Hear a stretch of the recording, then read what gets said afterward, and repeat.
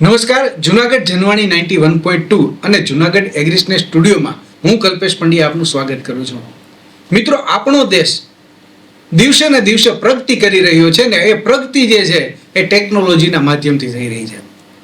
આજે દરેક ક્ષેત્રમાં ટેકનોલોજીની ખૂબ જ જરૂરિયાત છે અને ટેકનોલોજી જ આપણને આગળ લઈ જવા માટે મદદરૂપ થાય છે. ત્યારે આ ટેકનોલોજી એટલે શું? આનો પ્રભાવ આપણા જીવનમાં કઈ રીતે પડે? વિવિધ ક્ષેત્રોમાં કઈ રીતે પડે? અને હા, કૃષિ ક્ષેત્રમાં પણ કઈ રીતે પડે? આ બધા જ પ્રશ્નોના જવાબ જે છે એમના માટે આપણી સાથે સ્ટુડિયોમાં જોડાયા છે ડૉક્ટર બંસી દેવાણીબેન, કે જેઓ કૃષિ ઇજનેરી અને ટેકનોલોજી જુનાગઢ કૃષિ યુનિવર્સિટીમાં મદદનીશ પ્રાધ્યાપક ફૂડ વિભાગમાં તે પોતે ફરજ બજાવી રહ્યા છે. બેન, આપનું સ્ટુડિયોમાં સ્વાગત છે. Thank you. તો બેન, ખાસ વાત કરીએ આપણે કે ભાઈ આ ટેકનોલોજી, તો ટેકનોલોજીએ આપણને ઘણું બધું આપ્યું છે ને આપી પણ રહ્યું છે ને હવે વિશ્વ ટેકનોલોજીના માધ્યમથી ચાલે છે. હવે તો યુદ્ધો પણ ટેકનોલોજીથી થાય છે. તો આવી બધી બાબતો છે. ત્યારે બેન, આ રાષ્ટ્રીય ટેકનોલોજીનો દિવસ જે છે એ આપણે ક્યારે ઉજવીએ છીએ અને એમનો હેતુ શું છે એ જણાવો.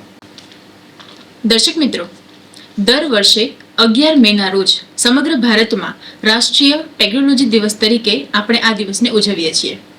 ટેકનોલોજી આજે આપણા દરેકના જીવનમાં સવારથી લઈ અને સાંજ સુધી દરેક તબક્કે સ્પર્શતી આવી છે.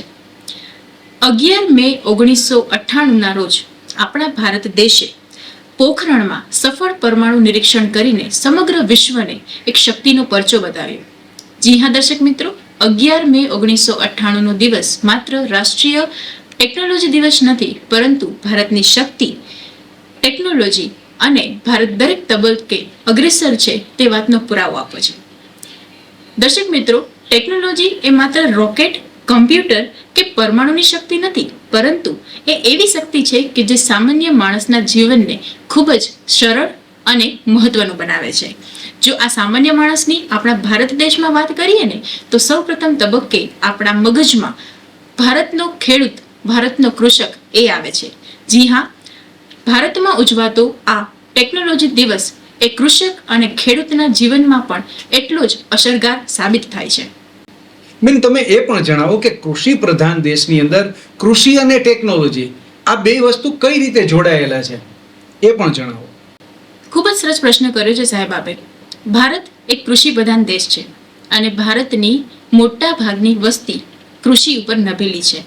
ત્યારે ભારતની સંસ્કૃતિ, અર્થવ્યવસ્થા અને જીવનશૈલીનું મૂળ એ કૃષિ ગણી શકીએ છીએ.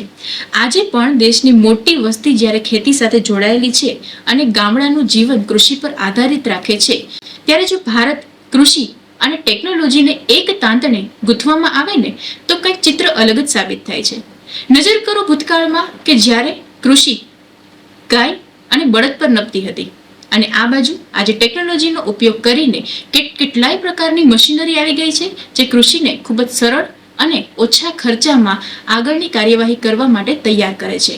આમ ભારતનો કૃષિ પ્રધાન દેશ હોવાનો અને ભારતનું ટેકનોલોજીના તબક્કે આગળ વધવાનું જો બંને સમન્વય આપણે કરીએ ને, તો કૃષિ કંઈક અલગ જ નજરે પડે છે.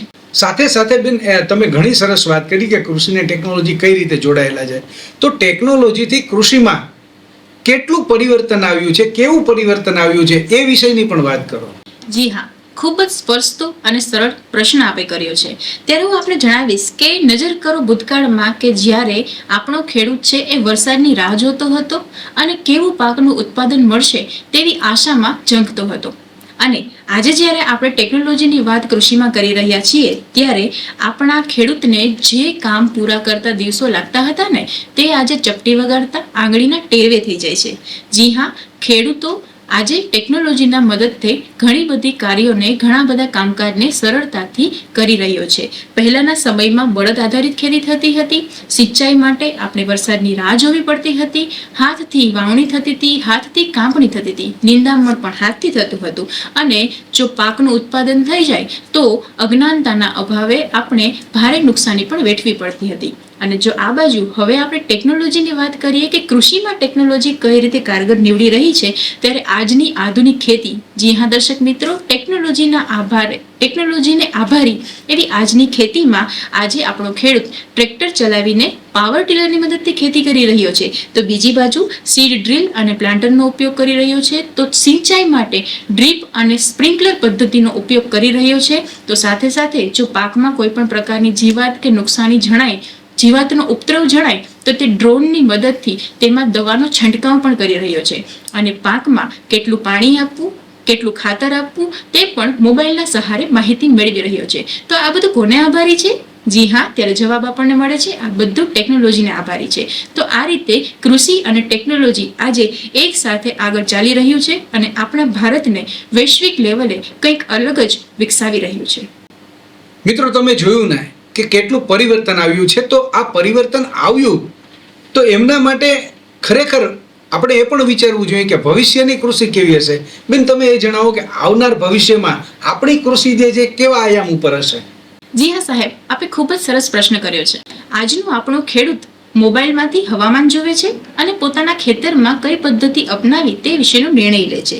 જી હા, યુટ્યુબ ઉપરથી નવી નવી ટેકનોલોજીનો ઉપયોગ કરે છે અને પોતાની ખેતીને સદ્ધર બનાવે છે, પોતાની ખેતીમાં અપનાવે છે. તો બીજી બાજુ ઓનલાઈન બીજ વાવવાની, બીજ મેળવવાની તેમજ નવા નવા સાધનો ખરીદવાની મહેનત પણ કરે છે અને માહિતી પણ મેળવે છે.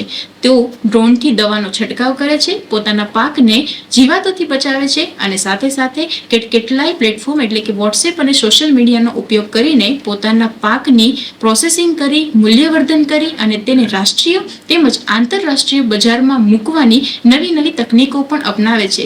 તો કહો ખેડૂત મિત્રો, તો કહો દર્શક મિત્રો, આ બધું શેને આભારી છે? આ બધું ટેકનોલોજીને આભારી છે અને ટેકનોલોજીને અપનાવવાની આપણી તૈયારીને આભારી છે. સાથે સાથે બેન, તમે આજે વાત કરી એમની અંદર કંઈક ઇજનેરી શબ્દ પણ આવ્યો હતો. તો કૃષિ ઇજનેરી એટલે શું? ખરેખર શું કૃષિની અંદર ઇજનેરોની જરૂર પડે ખરી? જી હા, ખૂબ જ રોચક અને રસપ્રદ સવાલ. આ એવો સવાલ છે કે જ્યાં ભારતમાં કૃષિ અને ઇજનેરીને સાંકળવામાં આવે છે. ભારતમાં કૃષિ ઇજનેરીના ઘણા બધા અભ્યાસક્રમ ચાલે છે અને તેમાં અભ્યાસમાં કેટલી એવી ટેકનોલોજી શીખવાડવામાં આવે છે કે જેના લીધે તે 4 વર્ષના અંતરે કૃષિ ઇજનેર તરીકે બહાર નીકળે છે. અને આ કૃષિ ઇજનેરી શા માટે જરૂરી છે? તે એવી ટેકનોલોજી આપે છે કે જેથી આપણો ખેડૂત ઓછા ખર્ચે વધુ ઉત્પાદન મેળવે છે. જી હા, પાણી અને ઉર્જાની બચત કરે છે, ખેતી સરળ અને ઝડપી બનાવે છે, તો પછી પાક પછી થતું નુકસાન પણ ઓછું થાય તે વિશેની માહિતી આપે છે, ટેકનોલોજી આપે છે અને ખાદ્ય પદાર્થોની ગુણવત્તા જળવાઈ રહે તે વિશેનું સંપૂર્ણ જ્ઞાન પણ કૃષિ ઇજનેરી થકી આપણને મળે છે. તો સરળ ભાષામાં કહું ને આપણે, તો ખેડૂતોના પરિશ્રમને ટેકનોલોજી દ્વારા શક્તિ આપનાર વ્યક્તિ એટલે આપણો કૃષિ ઇજનેર. અને આ કૃષિ ઇજનેરીમાં આ જ પ્રકારના અભ્યાસક્રમો આપણને શીખવાડવામાં આવે છે. દર્શક મિત્રો, આપણને બેને ઇજનેર માટેની વાત કરી, કૃષિની અંદર ઇજનેરોનું શું મહત્વ છે એ પણ કીધું. તો બેન, ખરા અર્થમાં અત્યારના યુવાનો જે છે આ પ્રકારે અલગ અલગ એન્જિનિયરિંગમાં જાય છે, તો શું કૃષિ ઇજનેરી ક્ષેત્રે યુવાનોમાં કારકિર્દી માટેની કોઈ તકો છે ખરી? જી હા, ખૂબ જ સરસ પ્રશ્ન આપે કર્યો છે. જ્યારે વિદ્યાર્થી 12મું ધોરણ પાસ કરે છે અને એ ગ્રુપ અથવા તો બી ગ્રુપ સાથે સારી ટકાવારી મેળવે છે, ત્યારે ગુજરાત રાજ્યમાં આવેલી અલગ અલગ કૃષિ યુનિવર્સિટીમાં ચાલતા કૃષિ ઇજનેરીના અભ્યાસક્રમમાં એડમિશન મેળવી શકે છે. અને આ અભ્યાસક્રમ 4 વર્ષનો હોય છે, જેમાં farm machinery, soil water conservation અને સિંચાઈને લગતી વસ્તુ, રિન્યુએબલ એનર્જીને લગતી વસ્તુ અને પ્રોસેસિંગ અને ફૂડ એન્જિનિયરિંગને લગતી વસ્તુનું જ્ઞાન આપવામાં આવે છે. અને 4 વર્ષના અંતે તે કૃષિ ઇજનેર તરીકે ડિગ્રી મેળવી શકે છે.